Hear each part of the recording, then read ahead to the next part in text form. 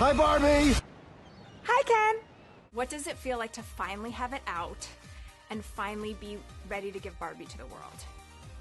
It's very exciting. I feel like this has been eagerly anticipated by all involved, and I don't know, there's that thing when you make a movie and you love it so much and it's scary because it's your baby and your baby's going off to college now or whatever, and you're like, we did everything we could, now it's up to you. It's kind of that moment, but on the other hand, it's like, it's so fun, and I know it's going to make people so happy. There are Kens, too. There are many Kens. Where do the Kens stay? I love you, too. I don't know. I know you're a girl dad, so how do you empower your girls in a world that is the real world and it's not Barbie land? I mean, they have the greatest mom of all time, so we just all follow her lead, really. I love that. We play Barbies, I do, and it's like, it was amazing because when this script arrived into my life, when it landed, from wherever it came from, it was right at this time where my kids were really deep into it, and it's just so, all of the observations that they make about Barbie life and how they integrate into your life, it's so incredible, and also just these ideas, like I would find Ken just discarded all around the house, you know? So this idea that Greta had that people don't play with Ken is very true. I don't think a lot of people owned Ken dolls, which is kind of the funny thing about this movie, right? Like Kens are just kind of there. Nobody really cared about Ken. It was Barbie was always the star of the show. Barbie was always like, you know, she had the job. She was the accomplished one. She was the astronaut, engineer, doctor, lawyer, whatever have you, president. And Kens are just accessories to the Barbies. They're just kind of there. This is the best day ever. It is the best day ever. So is yesterday, and so is tomorrow, and every day from now until forever. Do you guys ever think about dying? What was it like working with Margot and Ryan on this? No one has asked us this. Yeah, right. Wow. No, they haven't. This is the first time. It's true. Beginners. You know, Margot is like... I know. Margot is Margot Robbie, and it's intimidating to stand next to Margot Robbie, and then she opens her mouth, and she's the nicest, most normal, down-to-earth, sweet pie, and Ryan is the same, and it's a dream. It was impressive watching both of them do their thing, too. Yeah.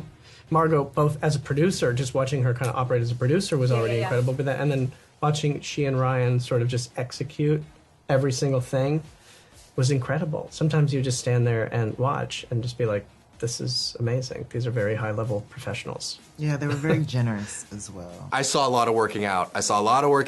I could not beat this man to the gym. No matter how early I went, he was always there. He always stayed later than me. So I really saw the discipline, and I really saw the Kenergy. And I think viewers will get to see the Kenergy when they see Ryan's torso and the rest of him, but all, you know, in the movie. So a bit of a hint, bit of a mini spoiler, but man is yoked. I think if you were to conjure an image of Barbie and Ken up in your mind, you would pretty much get Margot and you would get Ryan. They really do embody Barbie energy and Ken energy. But also what I love about this movie is that, you know, myself included, of course, is that there's lots of Barbies and lots of Kens. Basically everything that men do in your world, women do in ours. The president's here. I am. You're welcome. Barbie is a doctor and a lawyer, and so much more than that. Thought we discontinued her. You play a mom in this movie. How is it raising a daughter in a world where you have to, you know, raise her empowered and be the Barbie that can be everything, but also you know that it's not a perfect world. We are living in the real world. Yeah.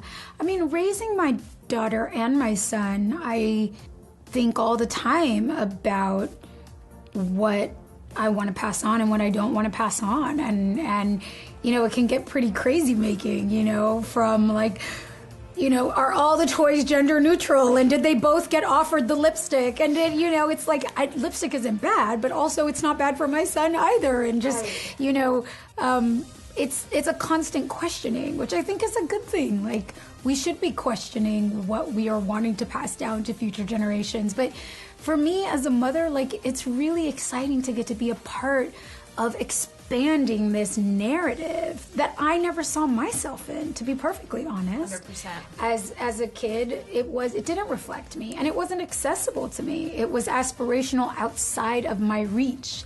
And so to get to be a part of a moment that is really gonna include so many people that maybe have not felt included in mainstream cultural storytelling, it's really exciting and wonderful. Even playing with Barbies as a kid, my parents were just like, or my mom was just like, you have to play with black Barbies, you have to do this. And I was just like, oh, I was just playing with the toys I didn't know, and it almost like put a weird pressure on it. And then, like you said, thinking about Barbie's body type and how that affected us, and I didn't think about those things or feel bad about those things until I was made to feel bad about them by the adults. So I just love how the film tackles all of those insecurities we have. At the end of the day, there's a physical component to it, but I think it was just the mentality of working out that I think Greta really wanted us to like get into the habit of. It's just this like super aggressive, super like, you know, quote unquote manly energy that the Kens kind of start the movie with. That's like kind of what the headspace, that was exactly the headspace that she wanted, but she was actually very clear. It wasn't like, you know, Kens don't have to look a certain way to be Ken, they just have to be the best version of themselves. And whatever that meant for each of us individually, you know, that's what it was. It wasn't like, oh, you better have an 8-pack or else, or like you better, you know, it was like, no, you know, part of like what makes Barbie Land so fun and so enticing, and I think what will make it speak to so many people is that inherently it's a place where judgment doesn't really exist and people are free to express themselves and be whomever they want. And that's really, really beautiful in a way. And I certainly hope for the same things for the real world, but I don't think we're there yet. Some things have been happening that might be related. Cold shower, falling off my roof, and my heels are on the ground.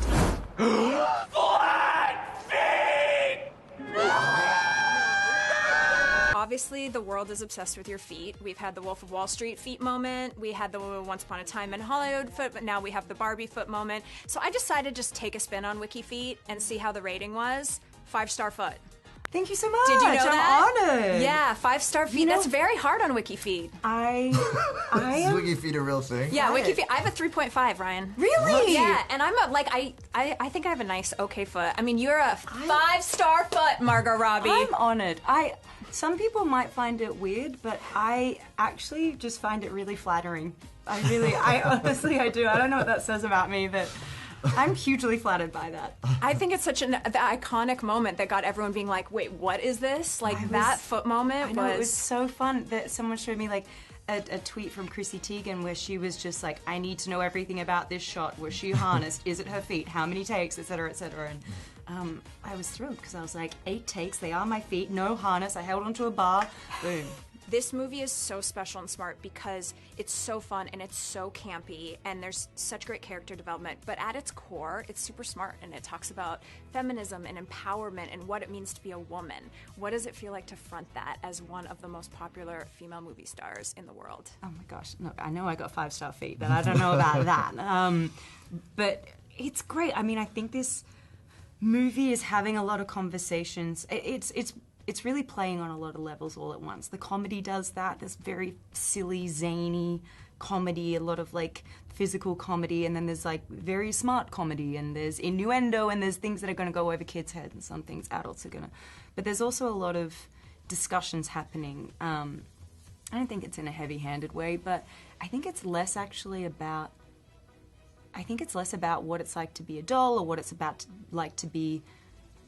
It's about what it's like to be human. It's about like how there's a great line that I love so much in the movie that Rhea Perlman says when she's like, being human's pretty uncomfortable. Humans come up with things like Barbie and patriarchy just to deal with how uncomfortable it is. Sure. And I think that's such a great line and really sums up the movie in a beautiful way because it's true, and at the end of it, yes, you go on this whole journey with Barbie, and Ken's going on a journey too, but really, hopefully, you are going on a journey. Hopefully, by the end of it, you are thinking about life and what it means to be alive, and how tricky but rewarding that is. What are you you doing here? I'm coming with you. Did you bring your rollerblades? I literally go nowhere without them.